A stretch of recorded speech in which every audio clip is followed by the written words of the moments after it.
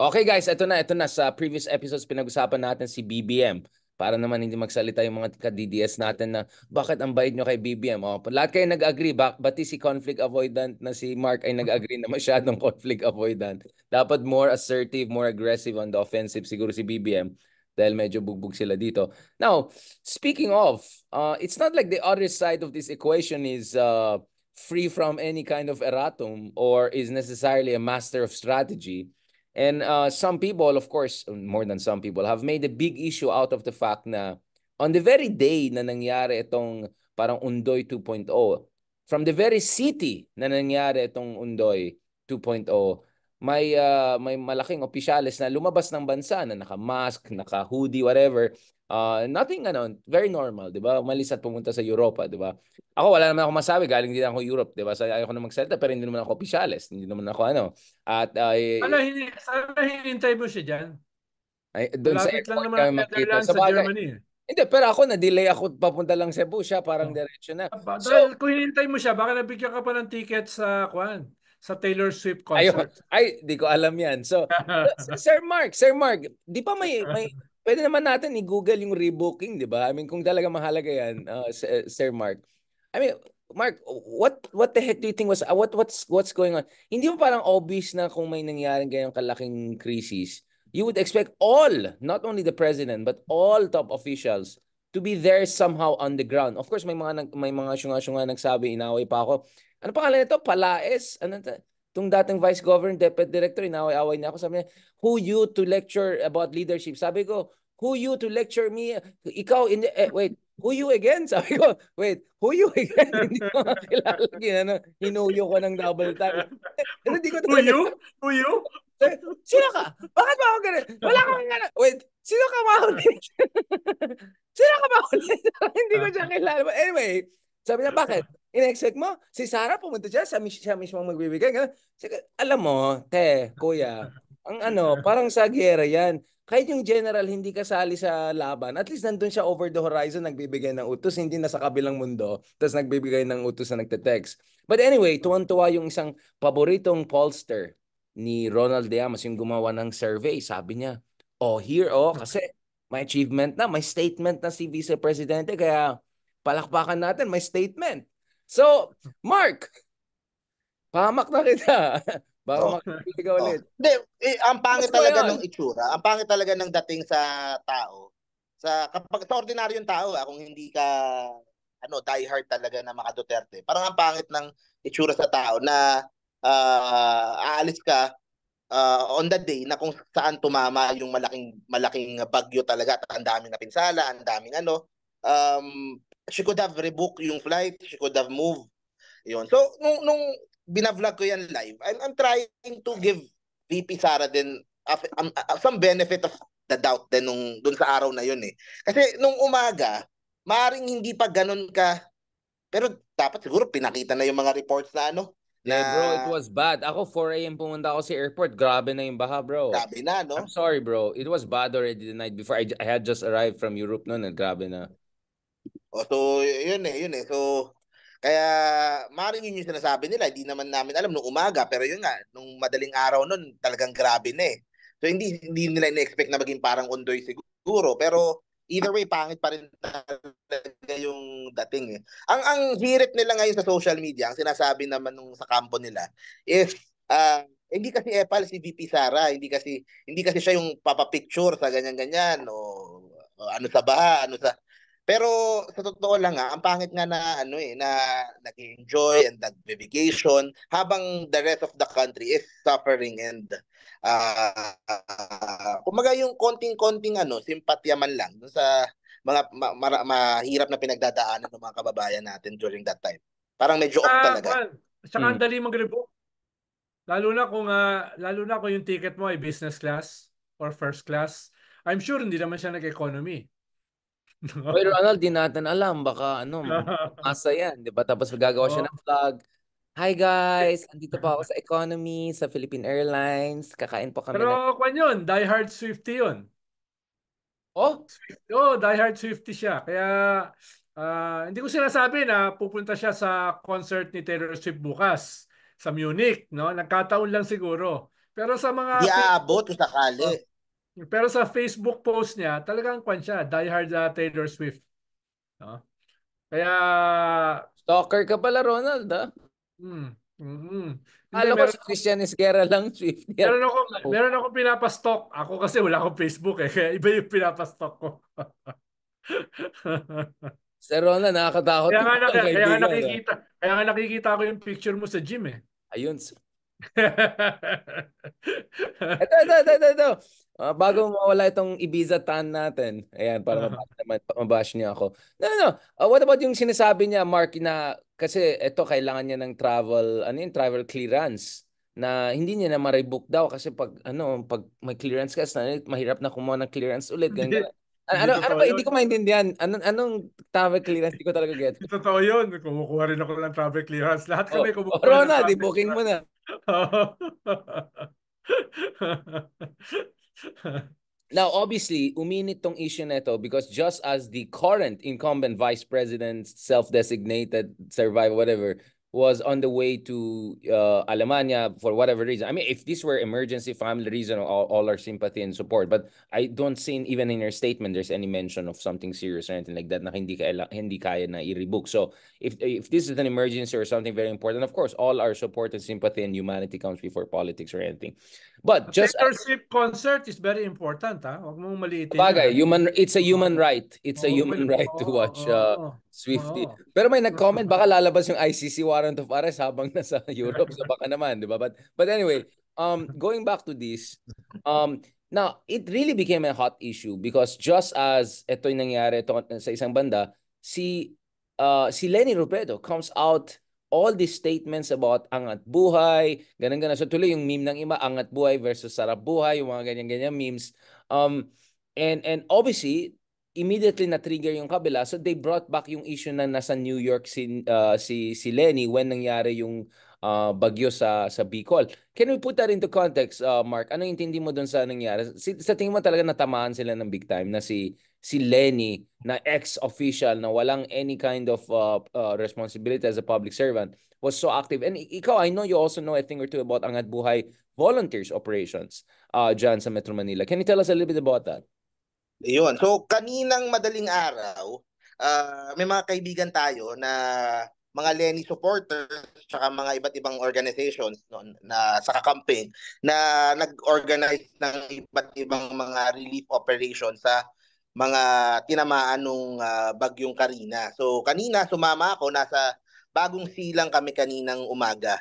Okay? So kasama ko mga iba't ibang mga volunteers and makita mo talaga sa kanila na yung inspired sila doon sa call ni dating VP Lenny and talagang happy sila na na doing something na gano'n na kumaga part of something bigger doon sa Angat Buhay.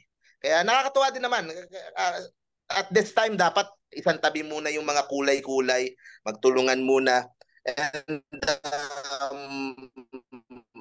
I got to meet a lot of them kanina and namigay kami ng sopas and food and tinapay doon sa mga nabaha sa Bagong Silang, doon kami. Pero different parts of Metro Manila and mga katabing probinsya, maraming inorganize si Attorney Lenny.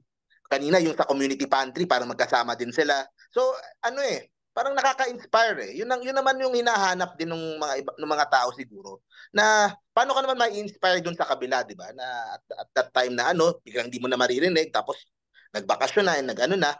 So, alam naman natin, sinasabi kasi ng kabila, hindi, may OVP, meron namang relief operations, meron namang meron namang ganun. Pero syempre, at this time, di ba, syempre, ang hinahanap ng tao is, kumaga, hope eh. Kasi syempre, down sila dahil ang daming may bahay nila na so, yung malaking bagay na. Nakakatawa din. I was able to see that kanina. Uy, Mark, very, ka na, positive ka na ngayon sa mga pink ka. Dati, sinasabi mo, just kidding. Ito, Ronald, bago natin. Pag sa panahon ng calamity, dapat, Ayan. isang tabi yung Walang kulay. Oo, walang kulay. Pero speaking of kulay, ang daming, Inaaway na naman nila si Lenny daw, nasa New York daw nung last time na may bagyo. Di ba by that time, she was already in New York for days na? It's not like on the same day umalis siya, and it's not like she flew Oo. out of Bicol or Naga when that was happening. Like sobrang ewan yung ganyan. Yung every time na magdi-defense sila, attack nila yung sa... So kumbaga Mark, kung anong kulang kay BBM, which is going on the offensive, yun naman yung sobra sa kabila. Every time you say something, bakit? Kayo nga, ganun. Bakit? Ganun, tapos sablay pa yung comparison. Ikaw, Sir Ron, anong basa mo dyan? Oh, ang galing nga mag-imbento ng pang-atake. At least ako, di ako nag-iimbento. Umatake lang ako, ha. Yung kabila, talagang nag-iimbento kung ano-ano eh. Diba? Pero baka, ano tingin mo, Mark? Ganun pa rin ba ka-effective yung ganyang klaseng estilo nila? No. Dahil, Oo eh. oo, Oo eh. Magaling oo, sila eh. oo. Yung mga diehards nila talagang paniwalang paniwala eh. Tapos i-share ano kahit na most of the time eh double standards, kahit most of the time eh kumbaga wala sa tamang logic, hindi pa rin eh. Kumbaga pride na lang minsan eh ng mga supporters eh. Hindi, basta kahit anong ano, kami yung nasa tama, kayo yung nasa mali. Magaling mag-isip yung mga ano nila, ng mga ibabato, ika-counter at iano. So, Eh, yun naman din. tinitignan ko kasi Mark yung mga surveys, halimbawa yung sa Okta, 20% pro Duterte, 31% pro Marcos, tapos meron kang 35% na neither Duterte nor Marcos, tapos 15% na undecided. That's 50% na neither Duterte nor Marcos. From a high na 93% si Digong, di ba? Noong 2021, 2020, 93% siya eh. No, imagine mo yung pinanggalingan niya. Tapos itong Pulse Asia survey, si Digong bumaba from number 2, number 3 to number 5. Si Bongo from number 2 naging number 6. Si Bato number 11. At Oh, si tapos Francis wala sila Baste Domingo, at saka Pulong sa top 12. oh, ibig sabihin, hindi ba kwan may nagsisimulang effect sa kanila Oo, yung definitely ano, kumbaga sobrang habang lumalabas kontrabida. yung mga Oh. problema, Mm. ang worry ko lang diyan kahit na pa-decline sila, a lot depends pa rin kung sino yung makakaharap nila sa 2028. Kasi kung walang viable na alternative na magugustuhan yung mga ibang tao, baka kay Duterte pa rin bumalik eh. Baka kay Duterte pa rin Tama, tsaka umalik. pinakamataas So, pa rin na approval rating si Sara. So siguro kaya they feel they can get away with things. Well, oo okay eh. naman yan eh. Normal naman yan na Big R eh. Dahil halos lahat ng Vice President, except Lenny lahat na naging Vice President nitong nakaraang post-EDSA ay talagang mas mataas sa Presidente. Dahil yung Presidente naman talaga ang tinatamaan lagi eh. Dahil siya yung head of state, head of government. Nangyari lang yan na iba nung panahon ni Lenny. Dahil talagang demonize si Lenny ni Digong eh. Di ba? Pero O kaya kahit si Binay, mas popular kay Pinoy. oo, popular si Binay kaysa kay Pinoy, no?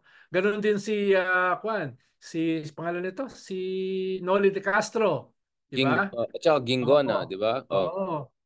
So talagang kanya dahil nga yung lahat ng responsibilidad, lahat ng sisi nasa presidente. No? Yun yung kaya hindi siya ganoon ka-dramatic. So what you're saying, Ronald, is there Hmm. could be parang cracks in the armor or something like that, di ba? Hindi, depende kasi kung kanino mo. Halimbawa, kung yung Pulse Asia, meron silang survey parang for presidential preference, pero embargoed eh. No? Yung Okta, meron silang ganon, pero hindi embargoed. Kaya nilabas nila. Ang lumabas, lamang si Tulfo kay Sara. Kahit mataas yung approval rating ni Sara vis-a-vis the president, kung ibubunggo mo si Sara sa Iba yung isang... preference. Oh. Oo, Iba yung preference. gusto kitang maging presidente, di ba? Yung Oo, Oo, usapan niya. iba yun, no? Kaya, yun, exactly. So oo, kaya nakadepend kung sino haharap eh. Kasi kung oo, walang yung admin, kung wala silang ma-build up na Tulfo level or ano, 'di ba? oo, Hindi din people will go back to Sara. Ganun din naman sa mga pink. Kung wala ding mabibuild up in 4 years na ganun, 'di ba? Babalik at babalik din sa mga Duterte. At yung mhm, like I said nga doon sa survey na yon, ang worry ko diyan, 20% yung Duterte, pro Duterte. Pero yung kasi matitigas talaga eh. Yung 31 ni Pangulo, medyo soft eh. Tsaka hindi siya yung kumbaga napapasa yung sa mga Duterte. Napapasa kay Sara, napapasa kay Baste. Yung sa mga Marcos, I'm not sure kung gaano ka doon yung talagang solid talaga eh. Kaya yun ang Yeah, and Mark, diba, this is what we yun ang always discuss. advantage Yung nung Vismin, yung Vismin vote ni nung sa Sara is crazy. Vismin Pero, vote ni Vismin Sara is pa. crazy. 95% pero, Mindanao, Oo eh. 80% Visayas. Ang taas. Kung hindi din mabibreak yan. yeah. Pero Big R, I was expecting yung hard sa Mindanao tsaka sa Visayas. Inaasahan ko yung merong ganong klaseng hard. Pero sa mga rallies, kakaunti Hindi ganong kalaki Yung mga rallies Saka halimbawa. soft heart. Oo. Oo. Soft hard, hearts. Usually kasi ang hard, Parang boiled egg yan. yung hard, yan yung sumasama sa mga rally. Yan yung mobilizable Online hard lang. Oo. Hard lang sa online. Oo. Oo. Hard lang bumoto pero hanggang dyan lang. Oo, hard lang bumoto. Yun nga eh. Halimbawa, Ang problema, Ronald, hard. Halimbawa, yung Maisog Rally, sabi ko hindi yan lalampas ng 3,000. Sabi ko hindi pala lumampas ng 200. I was wrong. Sabi ko hindi yan lalabas ng 3,000 yung Maisog Rally sa Liwasang Bonifacio at saka Edsa's Right. 200. Di ba? So ibig sabihin, there Baka must be naka-zoom yung iba, Ronald. Paano, kung gusto Yun nga, mong Ronald, so where are pabagsakin, they getting gusto their mo, sense of kung gusto mong confidence? pabagsakin ng isang presidente dahil laging sinasabi nila, ibagsak, ibagsak, di ba? Kailangan mo ng foot on the ground. Di ba? Kailangan mo ng tao sa kalsada. Yun yung magiging problema nila. Kung talagang gusto nila pabagsakin si BBM. Paano? Kailangan nila pabagsakin bago dumating ang ICC So what you're saying is immaterial na yung 2028 conversation. Civil war is coming soon, so might as well show warm bodies. But how can you launch a civil war if you cannot mobilize more than 200 people? O kung wala kang sundalo, paano ka magyera? Parang ganun kasimple lang naman. Okay naman yung social media, pero sa dulo, ang bungguan sa kalsada. Di ba? Kailangan may alam mo yan, Shogun. Alam na. Alam mo warm yan. bodies pa rin, Oo. Mark, ikaw, are there final statements on this, on the Lenny aspect of this? You think Lenny's gonna look better out of this? That she's gonna come out as the more sincere, angat buhay ang lahat kind of here? That could actually set her up well down the road if ever she wants to go for something higher? I think hindi masyado Kumaga ano pa rin. Yung mga against Lenny will still be against Lenny. Yung mga nakaaway siya nung huling eleksyon, siguro magso-soften. Yun lang. Yung mga loyalista medyo nagso-soften kay Lenny. Yun naman yung nakikita ko. So meron din pala. Lalo na pag naging mayor siya ng Naga. So yun ang ine-expect ko na na maybe bagong energy and bagong fans and bagong supporters once she starts doing a good job doon sa Naga. Pero yung mga ganitong ginagawa niya, definitely it helps soften yung mga soften yung mga dating galit kasi malalim yung galit kay Lenny kasi. Yun kasi 6 years ng paninira sa kanya, 'di ba? Kahit sa yung mga loyalista and yung mga nasa admin side, pa rin meron pa ring negative na kay Lenny So inuunti-unti talaga na na ang hindi lang nagso-soften si Trillanes. Talaga hindi soft yan by nature. Talaga hard yan, hard. Boom. Okay, on that note, thank you very much, guys. Next naman, pag-usapan natin local politics. Yung mukhang si Isko Moreno is not gonna run for the Senate na. Mukhang eto na. Bardaguls in Manila. Frila in Manila. Yan ang mangyari. At pag-usapan natin, actually, sa first episode, nag-hint ka na dyan, di ba? Yung away ng mga mayors doon sa drainage, flooding, reclamation, mga ganun. Pag-usapan naman natin, LGU local politics. Maraming salamat.